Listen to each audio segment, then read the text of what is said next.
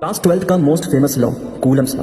तो कूलम्स ने बेसिकली क्या बोला था कि अगर दो पॉजिटिव चार्ज को एक दूसरे के करीब लाओगे, दो पॉजिटिव चार्ज को एक दूसरे के करीब लाओगे तो वो एक दूसरे को धक्का देते हैं, रिपेल करते हैं। लेकिन अगर दो एक पॉजिटिव और एक नेगेटिव चार्ज को एक दूसरे के करीब लाओगे ना, वो एक दूसरे को अट्रैक्ट करेंगे। तो उसी पे इन्होंने एक लॉ बनाया कि जब भी एक दूसरे को दो पॉजिटिव चार्ज एक दूसरे के करीब आएंगे तो वो एक दूसरे को क्या करेंगे, रेपेल करेंगे, फोर्स। लेकिन रेपेल करेंगे तो ऑब्वियसली जब धक्का देंगे तो ऑब्वियसली बात है, जब उनको धक्का देंगे तो एक फोर्स लगेगा ना, फोर्स लगेगा ना। वो फोर्स इन दोनों पे अलग अलग लगेगा। जैसे कि ये Q1 चार्ज, इस पे कौन फोर्स लगाएगा, इसकी वजह से इस पे फोर्स लगेगा। क्योंकि ये क्या करेगा, ये Q1 क्या होता है, ध्यान से सुनो। Q1 होगा और यहाँ पे Q2 है, तो Q1 पे Q2 के द्वारा फोर्स लगेगा। अभी से बात है ना, Q2 जैसे ही ये Q2 के करीब आएगा ना तो Q2 क्या करेगा, इसको धक्का देगा, ठीक है, इसको धक्का देगा। तो इसीलिए यहाँ पे लिखा है फोर्स ऑन वन, मतलब इस पे फोर्स लगा। लेकिन कौन लगाया इस पे फोर्स, इधर कौन देख रहा है, इसको इधर कौन धकेल रहा है, ये धकेल रहा है। तो force on one due to two लिखा है, ठीक है। और यहाँ पे वही चीज सेम होगा, ये इस पे ये इधर आएगा, लेकिन ये इधर क्यों आएगा, क्योंकि इसकी वजह से आएगा, force on two due to one होगा, ठीक है। और ये दोनों आपस में नेगेटिव अपोजिट डायरेक्शन में, इधर जा रहा है इधर जा रहा है, तो नेगेटिव होगा यहाँ पे, याद रखिए। तो उन्होंने बोला कि जो भी फोर्स लगता है, जो भी फोर्स लगता है, इन दोनों के